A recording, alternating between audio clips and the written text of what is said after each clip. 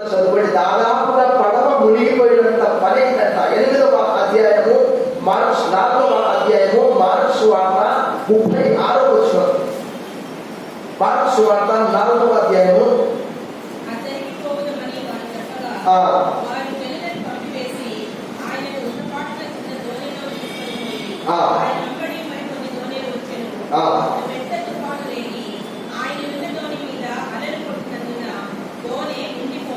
చాలు. ఆల్రెడీ ఆంగ్లంలో అయితే బీయింగ్ స్వాంప్డ్ అనే మాట, అంటే దాదాపుగా ఆ ఓడ, ఆ పడవ మునిగిపోయే పరిస్థితి. యేసుప్రభు వారు తీరిక లేకుండా పరిచర్య చేస్తూ, అక్కడ మార్క్స్ వార్తలో రాయబడ్డది, ఆహారము తినడానికి కూడా మనకి సమయం లేదంట. అక్కడ రాయబడ్డ మాట ఏంటంటే, యాక్చువల్గా యేసుప్రభు వారిని అక్కడ తీసుకుపోవడానికి గల కారణం ఏంటంటే, జన సమూహం ఎక్కువైనందున వారిని తర్వాత రండి అని అన్నారు. అక్కడ రాయబడ్డది. అయితే అక్కడ రాయబడ్డ మాట ఏంటంటే, ఆహారం తినడానికి కూడా సమయం లేదు కాబట్టి ఆయన ఏం చేశాడు, అదే మార్క్స్ వార్తలో అయితే దోణి అమరమున ఆయన నిద్రించుచుండెను అనే మాట రాయబడ్డది. కూర్చోవడానికి ఒక సెట్టింగ్, మళ్ళా కింది భాగంలో అవి సామాన్ పెట్టుకోవడానికి యేసుప్రభు వారి కిందికి వెళ్ళి అలా పడుకున్నాడు అంతే. చూడండి, ఇలాంటి పరిస్థితుల్లో ఆయన సృష్టికర్త కాబట్టి ఆయన ఆరంభంలోనే చెప్పారు, ఆయన he was fully divine, he was fully human. ఎందుకంటే మన మార్క్స్ వార్త 5వ అధ్యాయంలో చూస్తే, దయ్యములు పడినటువంటి వ్యక్తి అన్నాడు, సర్వోన్నతుడైన దేవుని కుమారుడా, నాతో నీకేమి, నన్ను బాధ పెట్టకు అని దేవుని పేరట నీకు ఆనబెట్టుచున్నాను. చూడండి, ప్రభునందు ప్రియమైనటువంటి వారులారా, యాకోబు పత్రిక 2వ అధ్యాయం 19వ వచనంలో రాయబడ్డ మాట ఏంటంటే, దేవుడు ఉన్నాడని నువ్వు నమ్ముచున్నావు, నీవు మాత్రమే కాదు దయ్యాలు కూడా దేవుడు ఉన్నాయని చెప్పి వణుకుతూ భయపడుతున్నాయట. ఇక్కడ రాయబడ్డ. మరి ఇక్కడ అలాంటి పరిస్థితుల్లో దాదాపుగా ఆ యొక్క దోణి మునిగిపోయే సమయంలో వారు అంటున్నటువంటి మాట 8వ అధ్యాయంలో లూకాసు వార్త 24వ వచనం, కనుక ఆయన ఎదురు వచ్చి ప్రభా ప్రభా నశించిపోతున్నామని చెప్పి ఆయనను లేపి, ఆయన లేచి గాలిని నీటి పొంగును గద్దింపగానే అవి అణగి. ప్రభునందు ప్రియమైనటువంటి వాళ్ళారా,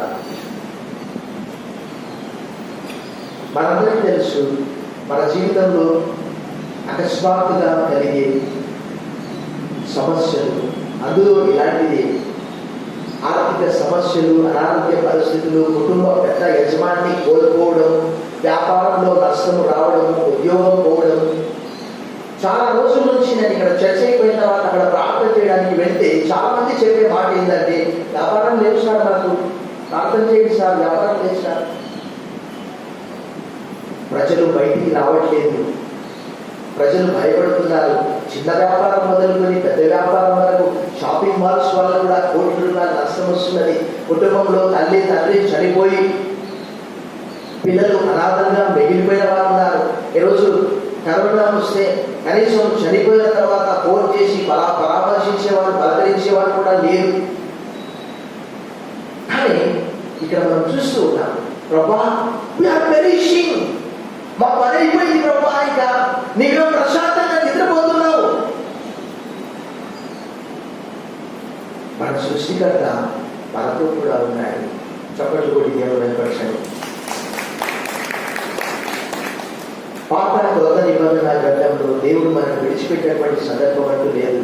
ఇందాక నేను చెప్పాను, నేను అనేకమైనటువంటి అద్భుతాలు యేసుప్రభు చేశాడు. కానీ యేసుప్రభు అంటున్నాడు ఇంకా మార్క్స్ వార్తలు అయితే, still you will not believe my, అంటే మీరు ఇంకా నమ్మిక లేకుండా ఉన్నారా అని మార్క్స్ వార్తలు. మత్తయి వార్తలు అయితే ఓ లిటిల్ ఫైత్, అల్ప విశ్వాసులారా.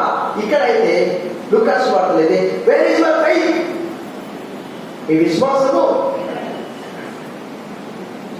మన సమస్యలు మనకు పెద్దగా అవచ్చు. ఉదాహరణకి ఒక చిన్న గీత మనం గీస్తాము, దాని పక్కన మరింత పెద్ద గీత గీసామనుకో, ఆ చిన్న గీత ఏమైపోతుంది, చిన్నగా అయిపోతుంది, పెద్దగా అయిపోతుంది.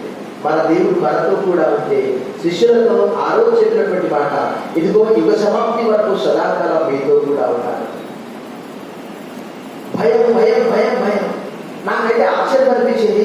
కరోనా వచ్చినటువంటి వాళ్ళు చనిపోతే నేను వాళ్ళ దగ్గరికి పోయి ఫోటో తీయడం, మరి సమాజ్ చేస్తే ఆరంభంలో చాలా భయం ఉండేది. అఫ్కోర్స్ వైరస్ అనేది ఎవరికి చుట్టం కాదు, వైరస్ అనేది ఎవరికి సుపరిచితురాలు కాదు. భయపడటం వలన అపాయం వేయవచ్చు. వారు కూడా శిష్యులు భయపడుతూ ఉన్నారు. మనం కూడా మన పరిస్థితులు ఎలా ఉన్నప్పటికీ మనందరికీ తెలుసు పరిస్థితి మనకు అనుకూలంగా లేదు, ప్రతికూలంగా ఉంది.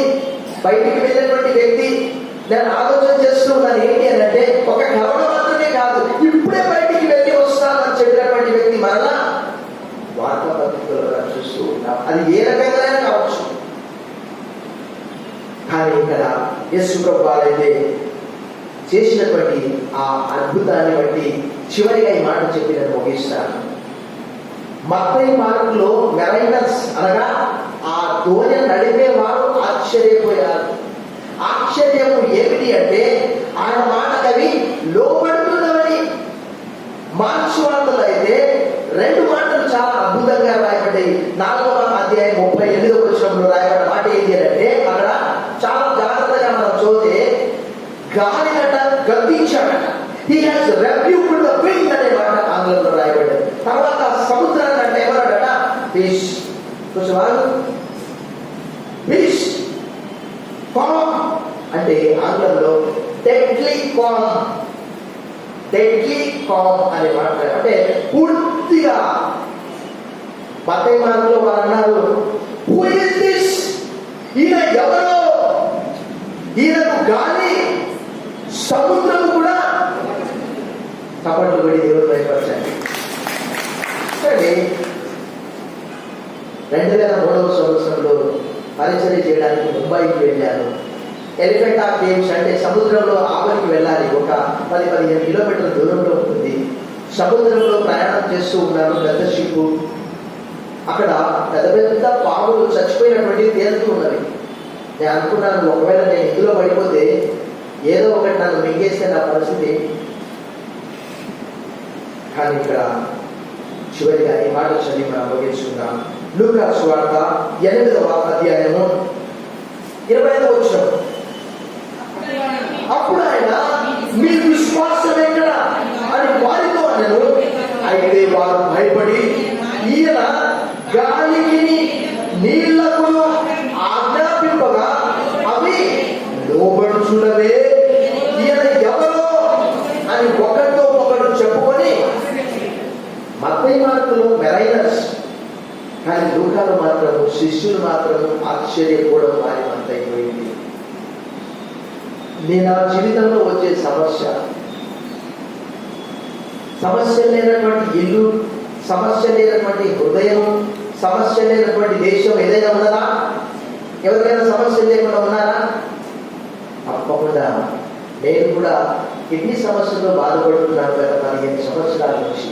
ప్రతి సంవత్సరము నా కిడ్నీలో తప్పకుండా స్టోన్స్ ఫామ్ అవుతాయి. అవి చిన్నవి కాదు, చాలా పెద్ద పెద్దవి. 4 సంవత్సరాల క్రితం మరణపడుగులో ఉన్నాను నేను. ఇంకా ప్రభావం నన్ను తీసుకొని అయినా ప్రతిసారి ఆపరేషన్ చేసినప్పుడల్లా మొట్టమొదటి ఇచ్చినప్పుడు ఎంత బాధ ఉంటుందో అది కేవలం తీసుకునే వారికి తెలుస్తుంది. ఒకసారి కాదు, 2 సార్లు కాదు, చాలాసార్లు అలా చేశాను. అయినప్పటికీ కూడా అపోజినటువంటి పౌలు అన్నాడు, ఈ బాధ నుంచి నన్ను విముక్తి కల్పించు అని అంటే దేవుడు చెప్పినటువంటి మాట, నా కృప నీకు కలలో వచ్చినట్టు ప్రార్థన చేశాను. గొప్ప దేవా, ఈ ఉదయకాలం బట్టి మొదలు చెల్లిస్తున్నాం. దయగల దేవుడు, కనికరం గల దేవుడు, గాలి తుఫాను గతించావు. మా జీవితంలో వచ్చే చిన్న పెద్ద సమస్య, ఆర్థిక అనారోగ్య సమస్య, వ్యాపార సమస్య ఏదైనప్పటికీ కూడా, మరణం సంభవించినప్పటికీ కూడా ఆయన ఆ సమస్యను మీరు గద్దించే దేవుడు వైపున్నావు. సమస్యకు పైగా ఉన్నటువంటి దేవుడు ఈ కరోనాలో మమ్మల్ని కాపాడుతున్నందుకు వందనాలు చెల్లిస్తూ యేసు నామములో ప్రార్థిస్తున్నాం తండ్రి, ఆమేన్.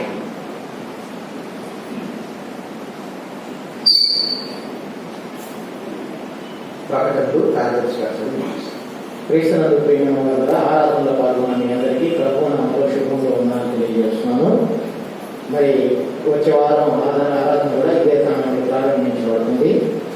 గత వారం వచ్చినటువంటి కానుకలకు వివరాలు మన ప్రెసిడెంట్ గారు గత వారం అనారోగ్యంగా రాలేదు.